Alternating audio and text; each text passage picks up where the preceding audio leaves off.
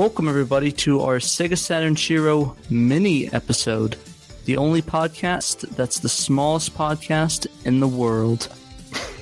On this episode, we're going to be talking to our various new members and asking them a couple questions like NPR.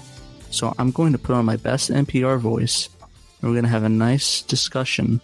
So would you like to kick us off, Dave, and start with the first question? So let's start with Chaz. What is your top 3 favorite Saturn games? Boy, I can give you my number 1, but there are a few games that will fight for number 2 and 3. They'll beat each other up over it.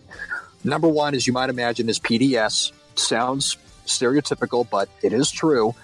And as far as the 2 and 3, the games that could fight for those 2 spots, I think are between Are between Dragon Force, Battle Garega, Digital Pinball Necronomicon.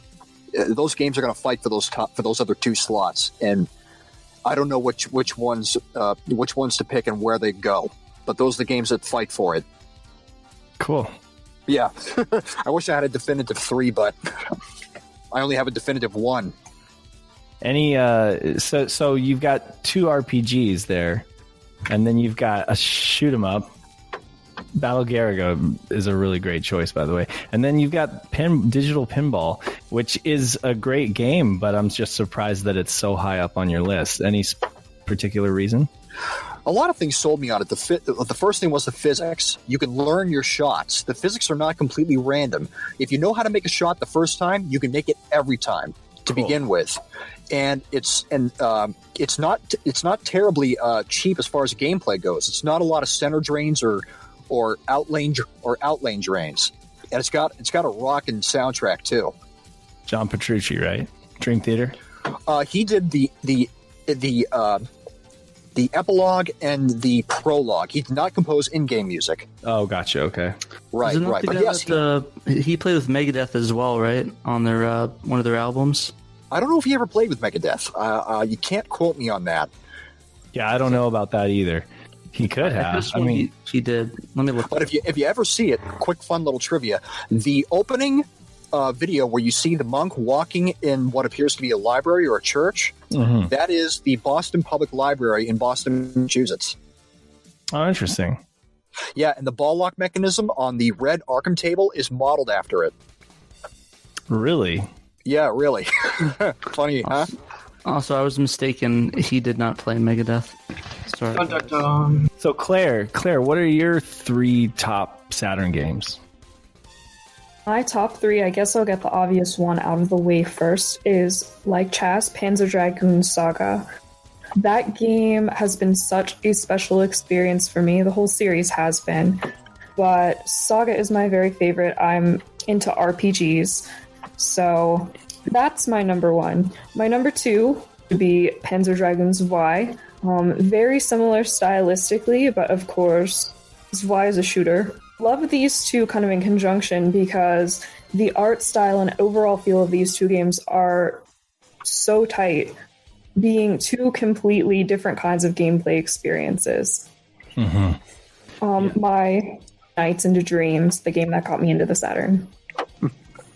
Cool. That's the same game that got me into the Saturn.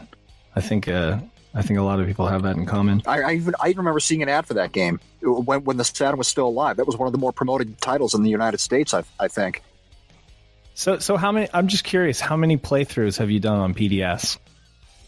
I'm not sure at this point. It's over 10. Okay, so you're deep into that game. God, you guys are making me feel embarrassed. I haven't played through it once. You're missing out. You really are. Yeah, I know I am. I just don't have the ability to play it yet. You have a copy, right? Yeah, no, I don't have a $500 copy, unfortunately. Oh, Kay needs to burn you one. Well, I could burn. I mean, I don't know if it's capable with the Pseudo Saturn though. It is.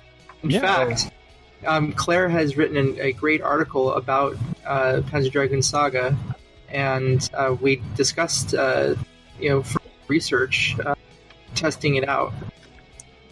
Would you be able to hook me up with the ISOs for that, or the whatever format for a disc? Because I can't find the modded ones for the Pseudo Saturn Online.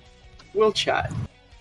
Gotcha. So, Dave Hickman, how about you? What's your top 3 favorite Saturn games? So, top 3. The first one's obviously going to be Shining Force 3. Oh my god, I've played that game so many times. Currently, my Saturn is hooked up on my desk next to my computer monitor. I'm in the middle of a deathless run where I'm not letting literally anybody die. And I was hellbent on making sure that none of the characters, or that I get every single bonus character. Fun fact, that's impossible. There are a few characters in discs 2 and 3 where if you choose one option, you save one of them and the other one dies. Or if you choose the other option, one guy leaves and you can never recruit him. But that's my number 1. Number 2 would probably have to be Street Fighter 03 because I love the hell out of Street Fighter, and the copy on the Saturn is fantastic, especially whenever I can steal K's fight sticks. Who's your main? So normally Ken, but I've been playing around with Chun-Li, which has been a lot of fun. Nice. Ken's my main too. My friend does Ryu, and we have a dynamic where it's like he's King and I'm Ryu, and like he's still better than me, but I'm keying on him. So it's a really cool relationship thing that I really love, and I love him to death. He's my best friend. I've been playing with my son lately, and sadly, well, maybe not so sadly, he's getting better than I am. So I figured at the same time it was time to go ahead and change it up and start learning Chun-Li, and I miraculously started beating him all the time because he plays too aggressively and doesn't realize when he should block. Yep. And since I'm constantly charging anyway, he's like, "Why are you beating me?" Because I blocked. Nice. So yeah, that's my top 2. Number 3, probably, I mean, honorable mention, any of the rest of the Shining series, as well as I really did enjoy Nights into Dreams. That was a lot of fun. I did own a copy of that when I first got my Saturn. Would probably have to be Mega Man 8. Not really the best Mega Man game, but I was so happy to play a quote-unquote new Mega Man game at that point in time, and I'm a huge fan of the series. It's a lot of fun having the little anime cutscenes in it, even though Mega Man sounds like a complete little girl. That's the best. That's the better version too. It is really good. Well, may I be able to stop Dr. Wowie? Now the world is mine! Ha ha ha! My favorite thing about that is that how it sounds like that he messes up the line and just keeps going right after it. We may be able to stop immediately, Mega Man.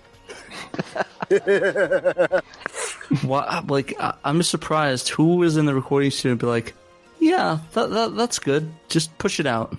You know, X4 almost had the same problem. I can't help but wonder if they just pulled people off the street just to get the voices done.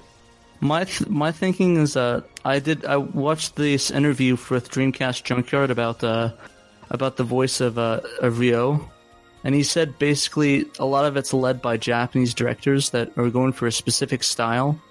So a lot of the leading and directing was that way, so they tell him to speak this or that way, which I thought was really interesting. That and it makes me wonder if maybe the Japanese directors wanted the sound a specific way, but they didn't realize that it was not that great a quality of acting. Right. Moving on with our questions, Chaz, this one's, well, everyone, but Chaz first. What is your all-time favorite Saturn memory? My Saturn memory? Yeah. David knows the answer to this. That's probably the 100% score on PDS. That would be a pretty good memory. Yeah. Yeah, and you know what?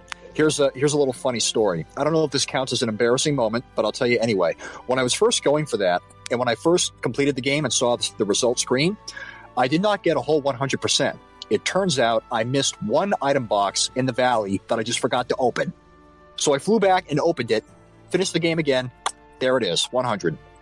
Wow. Very nice. Just a simple item box that I overlooked. Imagine if it was something that would have been lost forever. Oh my God. I'm just curious, Claire, if you've played over 10 times, have you ever gotten 100%? I have. I don't get it consistently, though. I know if any of you guys have played, there's some weird stuff happening at the Imperial Air Force Base area. There are item boxes that are attached to these ships that you have to shoot down for break target points. And if you sink the ships before you open the item boxes that are attached to them, you miss them. And a lot of my playthroughs have suffered 99.4% of the break targets because I messed up at the Imperial Air Force Base. I can elaborate on that. I can help you with that. Okay, Claire, at the Imperial Air Force Post, those item boxes that you said that sync when you try to collect some of them, when you're moving your cursor around looking for targets to lock in on, move your target cursor around where the item boxes are, where that platform can sync. There's 4 targets in total in a cluster. The item boxes, one of them is the platform that syncs. If you drag your cursor and you can have all 4 of them targeted at the same time and hit all of them with your laser, you will sync the platform and you will collect those 3 items in one shot. See, I tend to pick them off one by one when I go through that area, so I guess hitting them all at once would kind of avoid making a mistake there. Yeah, you absolutely want to get them all at once, because you could by mistake target the platform when you think you're looking at an item box, but you almost can't tell. So just drag your cursor and get all 4 targets. Looking forward to that guide that you're putting out. that live stream that you put. I definitely will be taking full advantage of that once that's on disc 3 as well, so it's going to be a ways away before I get to that, which is also why I'm eager to keep running the game every Sunday. Cool. Super Saga Sunday. We got to get to, what is it, Dave's... Oh, wait. Claire, what's your favorite Saturn memory at the time? Saturn memory was actually the first time that I played Nights into Dreams. I owned a PlayStation, and one of my favorite games on that console was a game called Jumping Flash. And it's a little bit obscure. It's a first-person shooter game, and what motivated me about that game was the motion that I felt as I was platforming. And I could never find a game that really gave me the same feeling of flying through the air as Jumping Flash. And then I discovered Nights, and different in terms of gameplay. There's a lot of, stylistic similarities with the bright colors and the feeling of motion when you're flying. They played Nights. I had no idea what I was doing. I was so confused. But eventually I figured out what was going on. And at that point I was addicted. I had to S rank all the levels, and like a week playing hours of Nights just straight through. And it was great for me. Awesome. Nice. So, what was the name of that game again? Jumping Flash. Jumping Flash. Nice. I'll have to add that to my playlist. It's a fun one. Yeah, Claire, you can tell that I played a lot too. Jumping Jack Flash. All right, so Hickman, how about you? So, I think probably the first and primary one would be literally after getting towed home and firing up my brand new Saturn with Shining Force 3 and getting to play that was just fantastic. Like, just being able to... Let's put this into perspective. Shining Force 1, 2 or 3 months back, I fired up my Genesis, which is also sitting right next to my Saturn, and I played through the entire game using only the main character, collecting every single other character, bringing them into battle once just to kill them, and then beating the entire game with one character. So I wanted to go... I'm a little bit obsessed, right? So getting to actually play Shining Force 3 and just experience this, and rotating the camera and seeing the animations in this quote-unquote, new 3D style was just fantastic. But you know what? I actually have 2 more that are a little bit more recent that are also pretty cool, if you don't mind. Before you do, though, I just have to ask, how much did you pay for that copy of Shining Force 3 back in the day? Any idea? Was it like a $60 game at that time, or was it already reduced? God, it was probably $30. I think Oh, my word. itself... Right. I think the Saturn itself was only like $50. Oh my God. This was literally this was literally the last Saturn, because this was during the downfall. This was probably the last 98, 97, 98. Yeah, you could not have timed that better.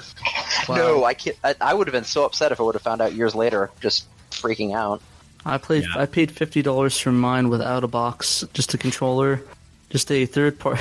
The first US controller and the Model 1, $50 just for those two. Oh, so man. You are lucky. There's no such thing.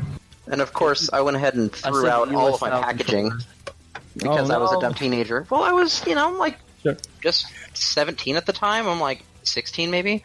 We don't need the box. Don't need a box, yeah. So I just threw all that crap away. Yeah, no. I'm kicking myself now, but... So what are those runner-up? So, runner-ups. This is a few years back. This is after I'd met Kay. I was homesick. Like, I was miserable. Some sort of death flu had been coming around. If anybody has kids, they know that they're just walking germ factories, so this stuff happens.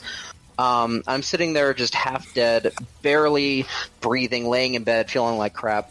Kay comes over, and I'm like, man, it'd be nice to talk, but I just have no energy. And I hear my wife say, no, he's in the bedroom, go on in. And I'm thinking, God, I just can't talk to somebody right now. And he brings his box in. He goes, hey, check out what I got finished modding. I don't remember if he just finished modding it or he finished fixing the drive or something, but it was my Saturn. And so we went ahead and managed to get a TV set up right next to the bed, had my Saturn, and I'm like, I can play some more Shining Force.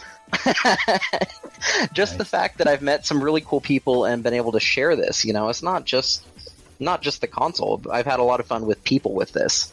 And so that made my day 100% better. That was such a cool thing. And then one last one. I don't know if any of you guys have been able to get to the Portland Retro Gaming Expo, but it's a lot of fun if you're ever over in the area. We had this display set up where it was what is the thing called, Kay? It's a phone line simulator. Simulator. So we had 2 Saturns, 2 fights to the phone line simulator between the 2 of them, and we were demoing playing these games via the link, right? And we were playing. I'm a terrible person. I can't remember the name of it. Virtual On. There we go. You can tell I play mostly RPGs and fighters, right? I'm not as into the mechs. So we had this going, and it would fail probably every 20, 30 minutes. We'd have to reset things and whatever. And a lot of people come over like, oh man, I remember this. Or oh, this is great. Or I remember seeing this in the arcades or whatever. And then this guy came over, and he was about our age, and he had his kid. And his kid was only like 4 or 5. And his kid sits down and gets to play with his dad on this game that his dad played. And not only was the dad happy about this, but the kid was sitting there and actively enjoying a game that was made, 15 years before he was even born? And they were just totally enthralled with this cool, it's one of my favorite consoles, and a bunch of us here obviously were talking about it, right? But this is this kid who doesn't even know what this thing is, but he's getting to share his dad's childhood memories as his own childhood memories at that point. Cool. That is cool to see, yeah. Chicken skin right there. All right, so our funny questions. I want to start off. I know that Dave Hickman has not had a lot of time to listen to our cast, but Chaz and Claire, have you guys been listening for a while? And if so, which of Pat's SHIRO intros do you think was the best? Say all of them. That's a silly question. It is a very silly question. My favorite is the only podcast that can get you into the node of Skynet. I like the Christmas one. That was my favorite. Oh, that's guaranteed to terrorize your kids on Christmas morn. Awesome. He said I was it with imagining his... somebody like tossing a box at their kids. I'm going to go with Sega the Saturn. I'm going to go with the Skynet because I'm a Terminator 2 fan. Just putting that out there. Okay. Yeah. All right. And last question. What is your most embarrassing gaming moment? Chaz, go ahead. Most embarrassing gaming moment. Let's see. Probably the most embarrassing gaming moment I had was when I was playing Street Fighter 2, and I was playing against the computer, of course, and I was playing against Guile. And God forbid, Guile. You know what? I'll just put it out there. I have no respect for people who play Keep Away. I hate Keep Away. I have no respect for that. And the computer Guile plays Keep Away to a T. And that annoys the heck out of me. I'm trying to use clean language here. That irritates the heck out of me because I just want to say, get over here and fight me. Stop running away like a little chicken bleep.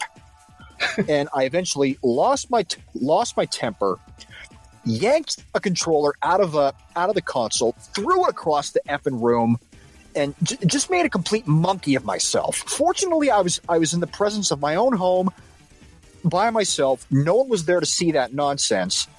But it was still embarrassing to me because, look at me. I'm a grown man in my 30s flipping out over I'm losing to over and over. It's like I have better things to be upset about. But yeah, that's what I did anyway. I lost my temper and turned into an ape.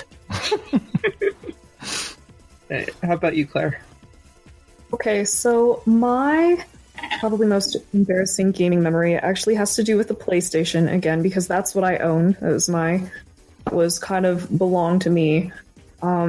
So to play a lot of the jam-packed demo discs that would be distributed with the PlayStation Underground magazine and, various other means. And those discs always contained a bunch of import demos. And my favorite at the time, I believe it was on the jam-packed demo disc from 2000, was this cooking simulator called Ore no Ryuri, which means I'm the chef in Japanese. I absolutely loved this game. It was super quirky and it implemented analog controls in a really cool way. And I kept thinking to myself, this was, the early 2000s. I was very young at this time. I kept thinking, how can I play this game for myself? How can I play the full version of this game? I started looking things up on the internet and realized that you could burn games for the PlayStation, which was a completely new concept to me. 11 or 12-year-old me decided that I was going to try to do this. I went through probably 15 to 20 blank CDs trying to burn. And whenever I finally got it to work using like a Game Shark that fit into the parallel port on the back of the original PlayStation, Yep. that it was one of like the very few games that had copy protection, like mod chip detection. Oh no. All this trouble and I never got to play the game. Bummer. I'll have to ship you out my modded PS1. Do you actually still have the disc? Yeah. I didn't know mod chips back then. It required the stealth mod chip, and at the time I think that was fairly obscure.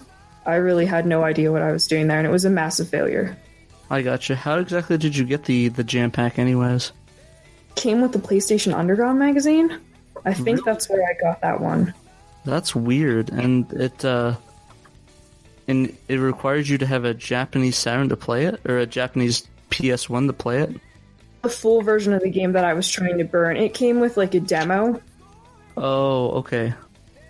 I was trying to get the full version of the game online and burn it. Was that ever released in the US? No. Ah, that's a bummer. It's an awesome story and brings back a lot of memories because long before I was really into Saturn mod chips and stuff, I had one modded and did some mod stuff, but I really wasn't deeply involved. I used to be part of Xyanax's domain. I don't know if anyone even remembers him.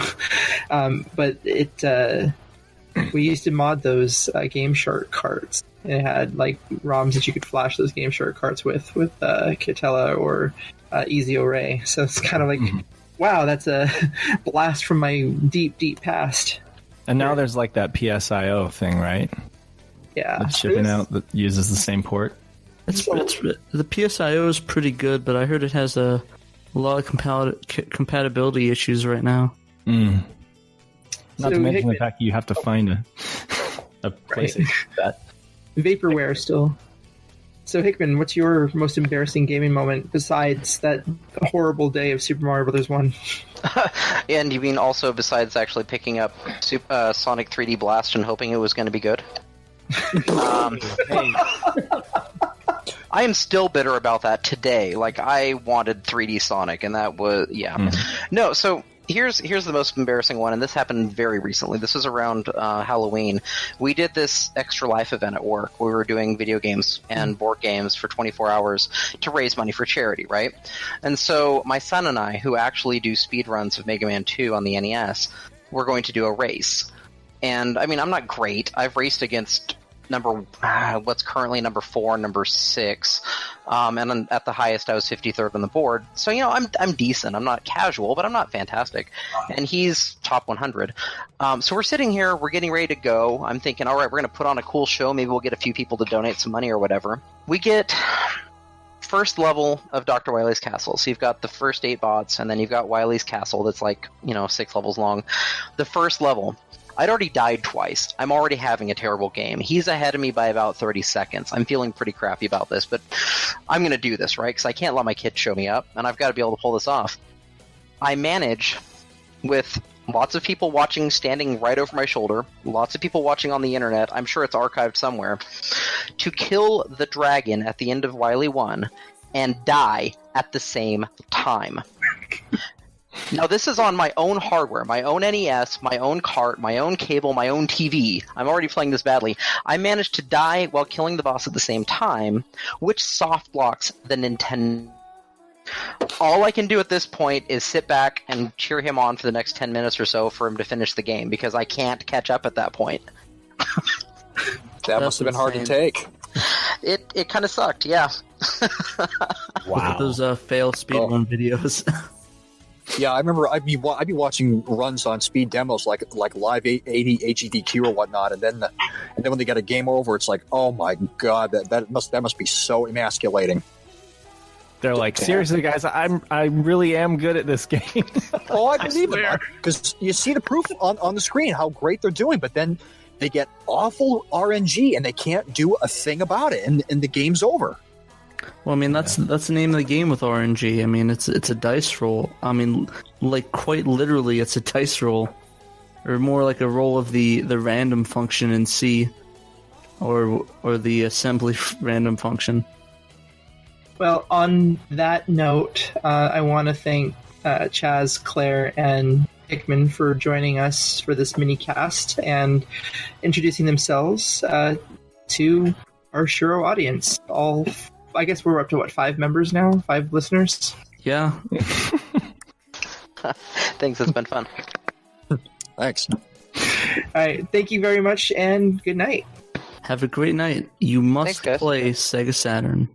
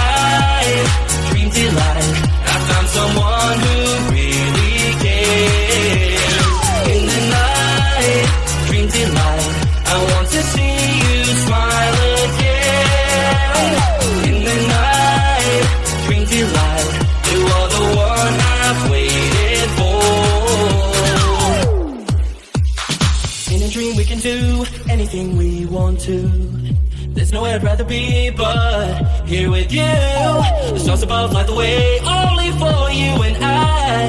I'm so glad I found the love that I've been looking for. In my dreams, I'm the one you're hoping for. Love can come through an open door. Just be strong and be sure to find the one.